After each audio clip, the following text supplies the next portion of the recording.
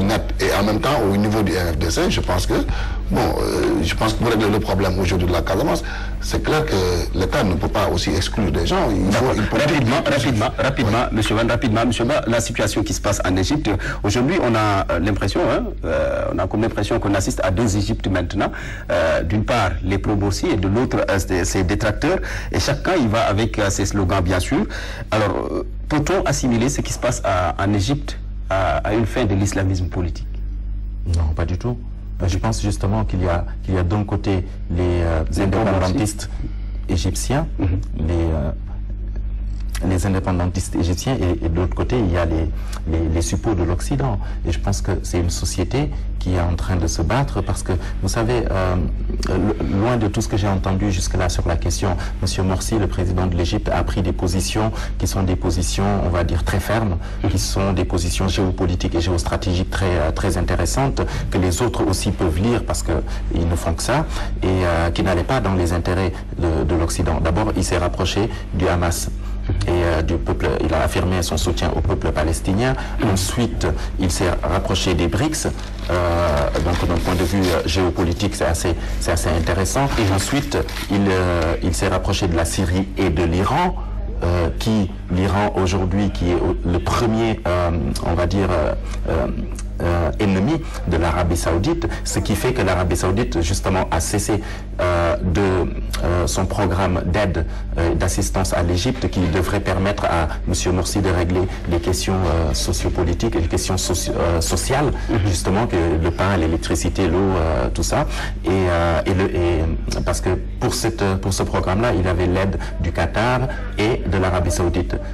Or, le Qatar et l'Arabie Saoudite sont les ennemis de l'Iran. Donc, il a fait peut-être une erreur stratégique ou une erreur géostratégique, mais en tout cas, je pense que c'était bien de se rapprocher de l'Iran, de la Syrie. C'était bien de réaffirmer sa position sur la question palestinienne, parce que ce sont des positions historiques égyptiennes. Et pourquoi? Parce que tous ces pays-là se battent contre la suprématie d'Israël dans la région. Donc, vous voyez... Mais est-ce qu'il sera facile aujourd'hui de redresser l'Égypte? Non, ce ne sera pas du tout facile. Ce ne sera pas du tout facile, dans la mesure où j'étais en train de vous expliquer que la situation est un peu extriquée, que c'est une situation géopolitique très compliquée et très complexe, où il y a d'un côté, vous savez, Morsi a refusé aussi d'envoyer des troupes et de soutenir la France lors de l'attaque au Mali, de la guerre au Mali. Vous savez, donc c'est des positions courageuses, mais ce à quoi Morsi a manqué, justement, c'est de s'assurer cette popularité-là, cette légitimité politique ou populaire. Parce que vous savez, dans le temps, en Afrique, il était très difficile de venir et de pousser vers le départ un chef d'État africain, parce que nous avions des leaders qui étaient populaires, qui étaient populistes et populaires, qui drainaient et qui avaient le consentement et l'adhésion populaire. Mais justement, je pense que c'est ce qu'on peut reprocher à Morsi. Quand, par exemple, Morsi a fait passer sa constitution qui lui donnait des super pouvoirs, c'était pas pour exercer justement une certaine dictature sur le peuple égyptien, mais c'était lui donner les pouvoirs de mener à bien la traque contre justement de pouvoir prendre certaines décisions, parce qu'il y avait des magistrats qui étaient là, qui faisaient partie de l'ancien régime, qui étaient des pro-Moubarak et qui ne le permettaient pas justement de prendre les décisions qu'ils pouvaient. Donc je pense qu'il y a une mauvaise lecture de toutes ces choses-là qui font aujourd'hui que un grand pays est en train de partir en s'effondrer. Voilà. Monsieur Wan, rapidement. Oui, je pense que cette crise a eu le mérite, au moins deux mérites, de mon point de vue. Le premier, c'est que ça révèle toute l'hypocrisie des démocraties occidentales, de mon point de vue, parce que voilà quelqu'un qui a été quand même élu démocratiquement. Moi, je suis laïque, hein, je ne suis pas islamiste, mais j'ai mon point, je suis pour la démocratie. Et je pense quand même que c'est quand même grave, quel que soit le régime qui est en place, qui est quand même le résultat de l'expression de la volonté souveraine du peuple, bon, qu'au bout de quelques temps, d'un an, donc un groupe, quel que soit supposé éclairé, je ne sais pas, entre guillemets, d'ailleurs, moi je pense que c'est un groupe qui est activé, ben, prend une place et puis réclame la démission du Premier ministre, du président, et puis l'armée qui vient, qui lui donne un ultimatum, tu pars dans un truc, et puis quelques temps après, le président, il est pris en otage otage, et voilà, et on met en place un nouveau gouvernement.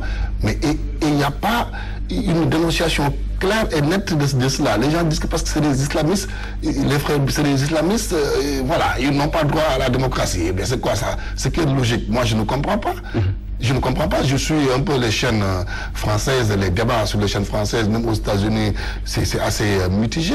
C'est comme si la haine de tout ce qui est islam, tout ce qui est musulman, déteint un peu sur les positions idéologiques de l'opinion publique, des opinions publiques, en tout cas européennes.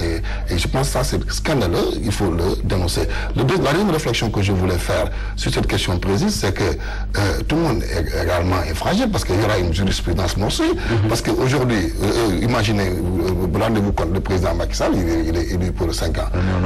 Mais quel que soit le cas de figure,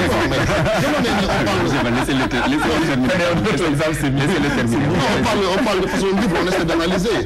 Je dis que, non, je pense que, quelles que soient les erreurs qu'il va faire, eh ben, c'est les Sénégalais qui l'ont mis là-bas, ne peut pas se réveiller et puis lui dire que dégage comme ça, sort, quitte le palais parce que installer une autre personne. Parce que ce qui va se passer si on s'installe dans cette logique, c'est qu'il n'y aura pas de gouvernement.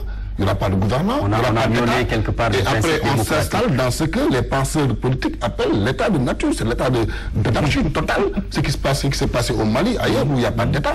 C'est ce qui se passe en Égypte aujourd'hui. C'est pas un état aujourd'hui parce que les institutions sont fragiles. Ça change de moment à l'autre avec des répercussions économiques graves.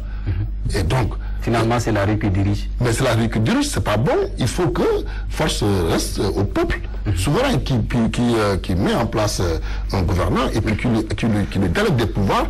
Et si les gens font une erreur, parce que si on peut se tromper en mettant quelqu'un à la tête d'un État, on peut penser que c'est un saint. On peut penser que c'est un saint. Globalement, on ne peut pas venir à la conclusion que la situation en Égypte ne sera pas facile à régler. Merci beaucoup en tout cas. Merci à vous, Pierre Ahmed-Ba, d'avoir accepté notre invitation. Je rappelle que vous êtes anthropologue spécialiste en sciences politiques. Merci beaucoup également à vous. Merci. Mamadou Wane, directeur de publication du quotidien Enquête. Mesdames, Messieurs, merci également à vous. C'était Actu en 7. Rendez-vous samedi prochain pour un autre numéro.